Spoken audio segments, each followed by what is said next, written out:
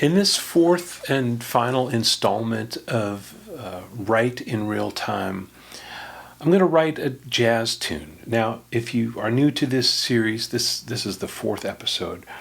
In each episode, I've set a timer for 15 minutes and I've written a new piece of music starting from scratch. And these are, I guess, all in the jazz category, more or less, meaning not so much that they sound like we're in the 1950s or, wearing a beret or whatever, but just that they are a melody and they have chords. And these are tunes that could stand alone or work as vehicles for improvisation, jamming, and so on. Might be cool as a solo guitar piece, might be great in a duo or trio or whatever group you have. There's no words, but you could write words to them. That's the big idea. So far I've written a blues tune, like a 12-bar blues tune. I've written a jazz ballad, sort of inspired by a Miles Davis tune that I love. I wrote an Americana type of tune inspired by Bill Frisell. And now I'm going to write something more from like what we call the Great American Songbook. There's this tune, There Will Never Be Another You. It's a tune that I love to play. So what I want to do is write a contrafact to this, which means I'll use the chord progression and the form, but write a brand new melody. So this is how the series has gone. I set a timer for 15 minutes. I write a piece of music. And I always set up 3 parameters in advance. One is, what is the form? Like how many measures, and are there different sections or just one section? That's the form. The key, and then there's always some kind of twist. So for There Will Never Be Another You, I think I'll just keep the form. It's nice as it is. It's a 32-bar, we could say it's A, B, A, C, because, this section, they're not labeled, but we'd call each 8-bar chunk, we'd give it a letter. So if this is A, and this is, this section is pretty much the same as A, melodically and harmonically. So it's A, B, this is a different bit, A, and then this last section kind of looks similar to the B, but if you really look closely, it's different. So I'm going to call this A, B, A, C, and we'll do the same.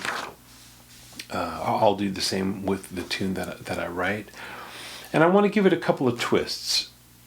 I've just done one twist with the other tunes, but let's do 2. So the 2 twists with this are going to be rhythmic and harmonic. So I decided for each 8-bar section, I'm going to change where I start the phrase. So first 8 bars, I'm going to be starting phrases on beat 1. Next 8-bar phrase, I'm going to start on the and of 1. Next 8 bars, I'm going to start things on 2. And then the last 8 bars, I'll start on the and of 2. I've never written a tune quite like that, but I think it'll be fun to try. Also, so that's the rhythmic twist. The harmonic twist is I really want to lean into the dominant chords here. There's all kinds of chords, major and minor and minor 7, flat 5. You could focus on any of those writing a melody, but I want to write lines that make the most of the dominant chords. So I'll try to make those come out a little bit more. I don't know what that's going to look like. Again, this is a new, I haven't used these specific prompts to write anything, so I don't know what will happen. I've got my timer set for 15 minutes, and before I do that, I also want to check my metronome. Before I started filming here, I set it to 112. That's 112 beats per minute. And I think that's a nice tempo for this tune.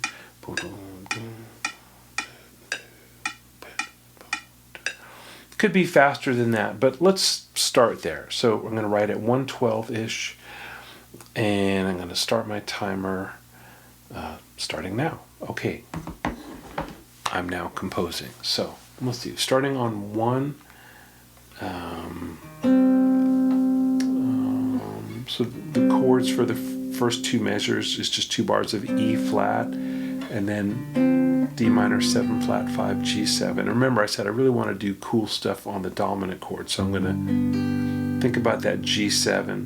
And the next 4 bars are 2 bars of C minor 7, B flat minor 7, E flat 7.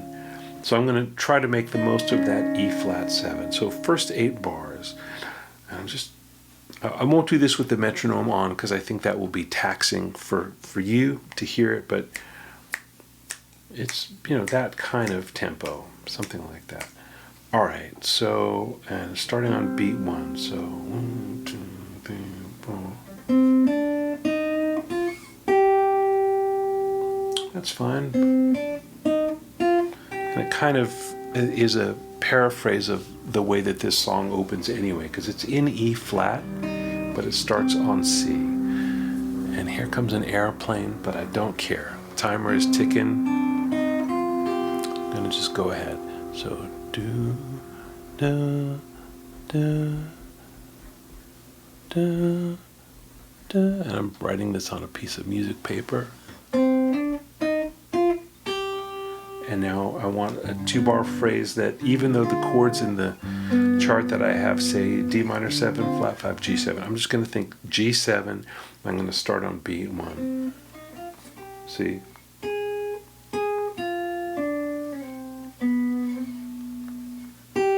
Yeah.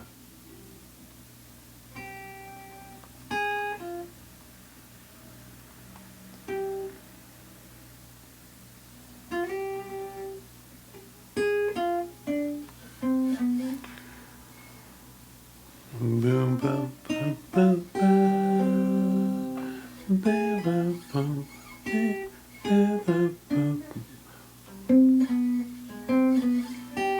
See, that's not bad. Ba, ba, ba, ba, ba, ba, ba, ba. Ba, ba, ba. Ba, ba.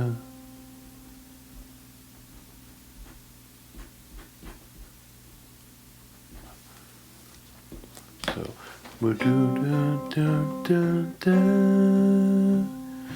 ba ba ba ba ba.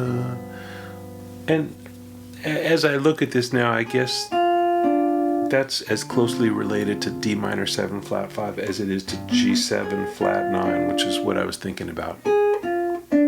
Well, that's okay.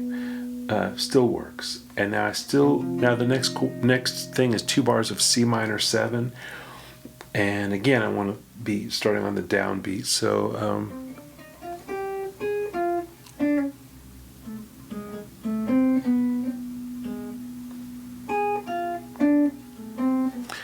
I'm just working backwards. I'm going to make that an A natural in the last phrase, even though it doesn't quite work with given chords. I think it's just more really what I might improvise. Which feels more natural. Improvising, writing, I try to keep them natural. Okay. And then let's see.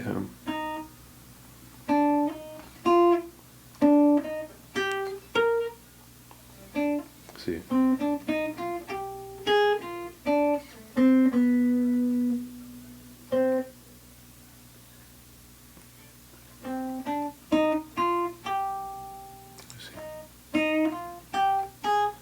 Yeah, I'll start on the E flat and just do the same thing. No, because again, that's a little bit what the melody does, but without that syncopation.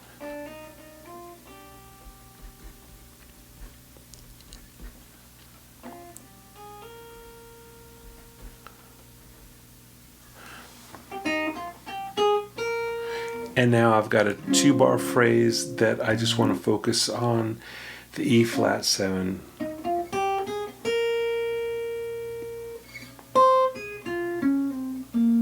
Let's see.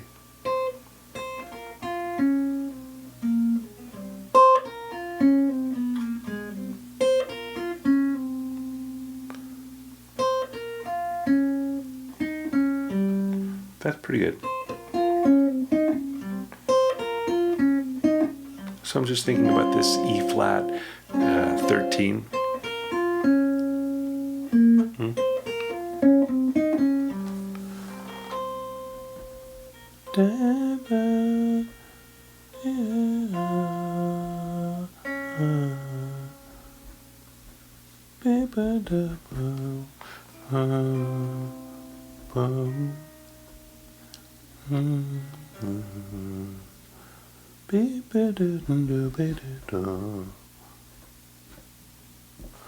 Okay.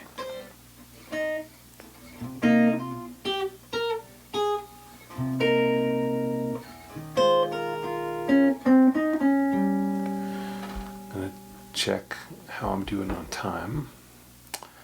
Oof, we're already halfway. Gotta step on the gas here. And now these have to be on the and of one. So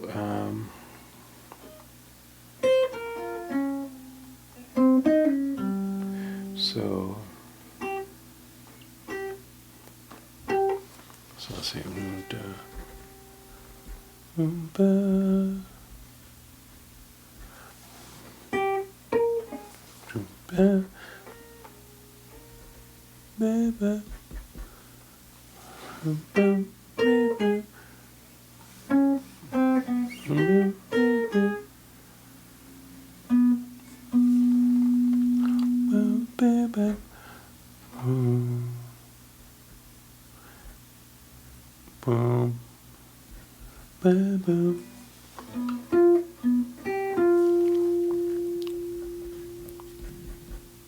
So 2, 3, 4.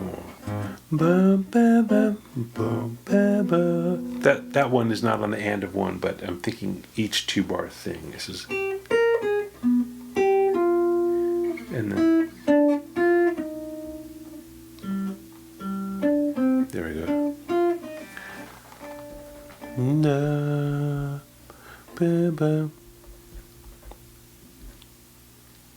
Yeah.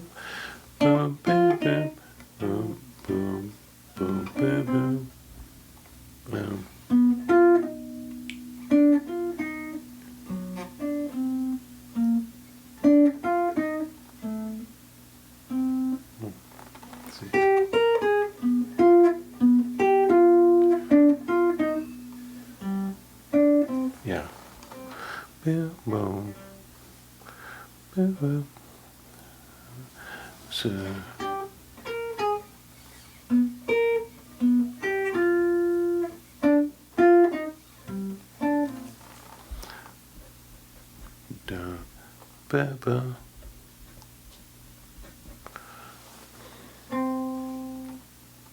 and then F7.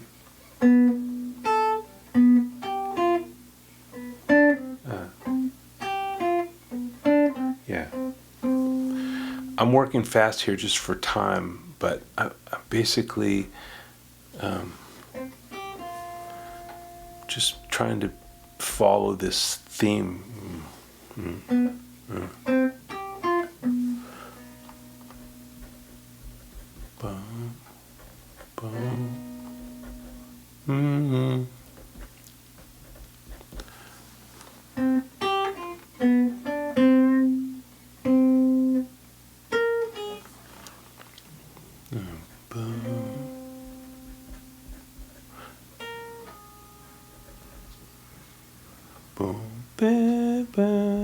And I gotta break the theme because I'm getting bored of it.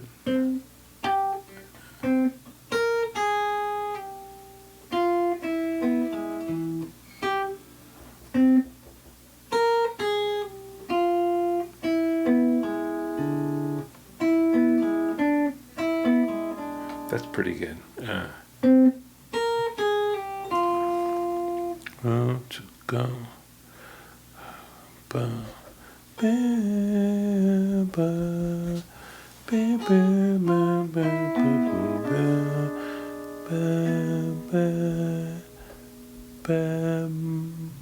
is just a tritone sub thing. Oh, sorry.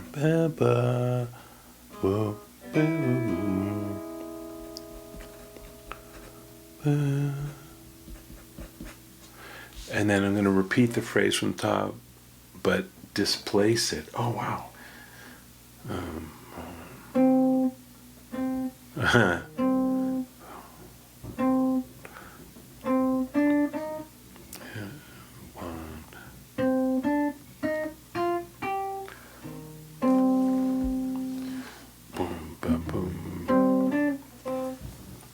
Wow.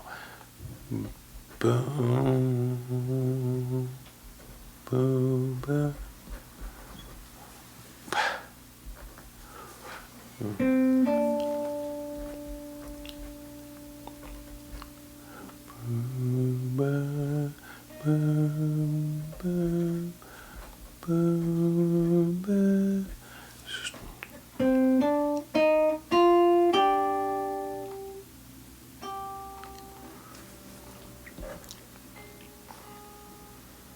Ba-ba, ba-boom, ba-dum, bum.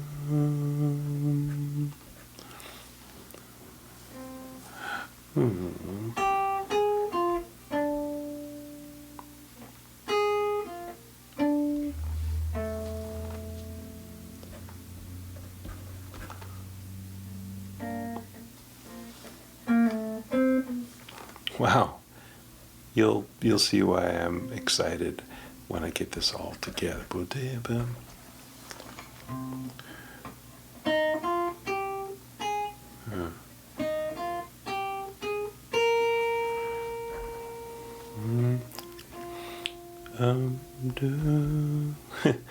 do, do, do, do.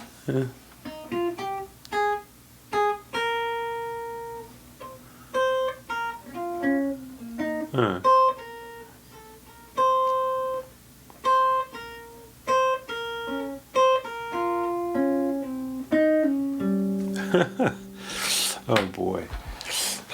2 minutes left to write the last 8 bars, and it's got to start on the end of 2.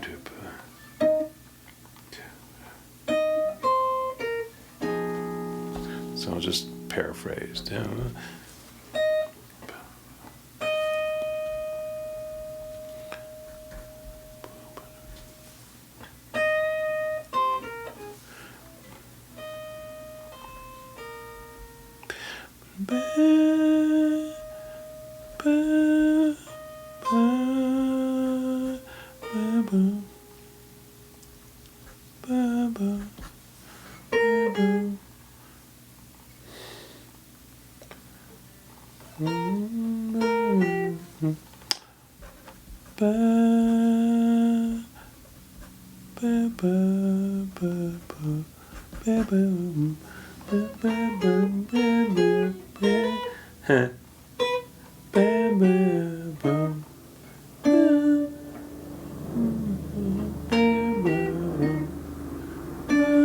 might as well do the same rhythm there.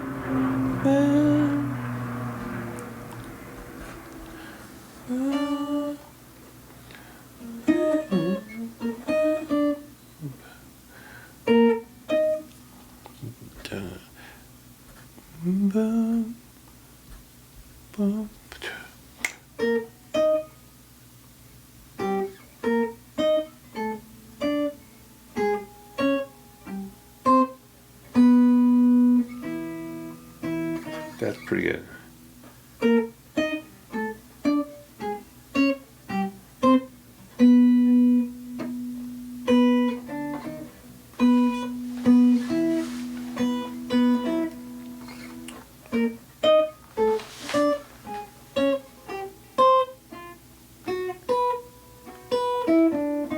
Yeah, there it is. Boom.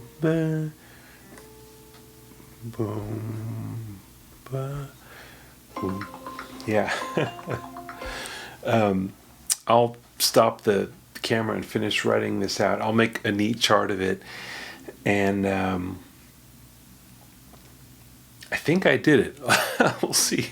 I'll stop here and make a real chart, and I'll be back. Okay. Holy cow! I got this one done just under the wire, and I'm going to play it for you now. It says on the chart 112 beats per minute. I'm going to read it much slower at 74 beats per minute. That's for your sake and my sake.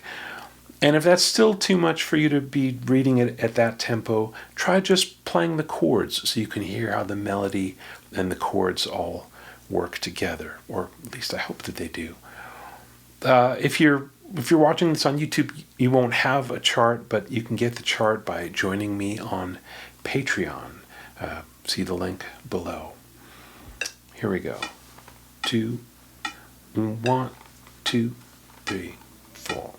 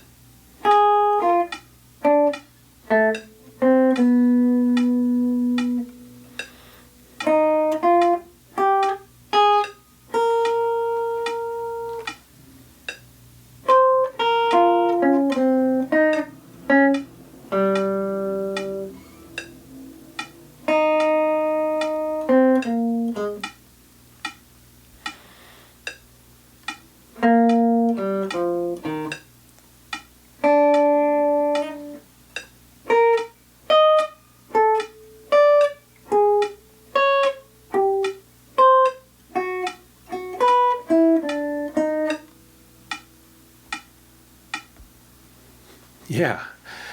So check it out, play through it.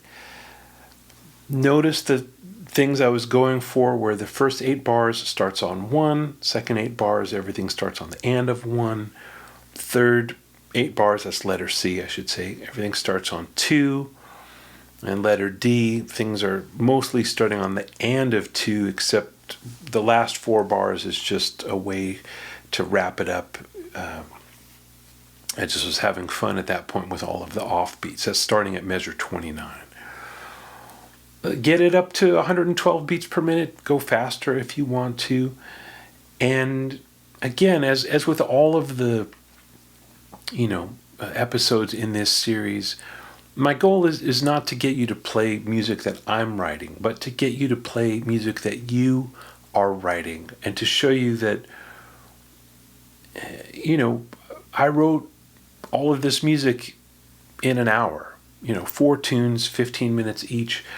Yeah, a little bit of moving a note or two or a chord or two in the process. Really, the process of charting it out, something always happens a little bit, something I didn't notice before, or something that when I really listen to it, I move something out. So you could say I wrote all of this music in an hour and, give myself an extra 5 minutes and change or something like that. But it's possible to write music, and it won't all be music that you love, but write a bunch of music, and if something is almost great, see if you can figure out how to make it as great as you can. If it doesn't feel at all like a keeper, put it away. Maybe come back to it in a month or 2 or 3 or 6 months, maybe you'll find something in it that you didn't see or hear before. But just write, write, write. And in all of that, you're going to find your voice, because you're having to make decisions about what sounds good, what feels good. And I think that's really important for all of us, guitar players, whether you call yourself an artist or not. So there it is, Write in Real Time, end of the series. If you like this, let me know in the comments. Maybe I can do another series like this. I had a lot of fun doing it, and I hope you did too.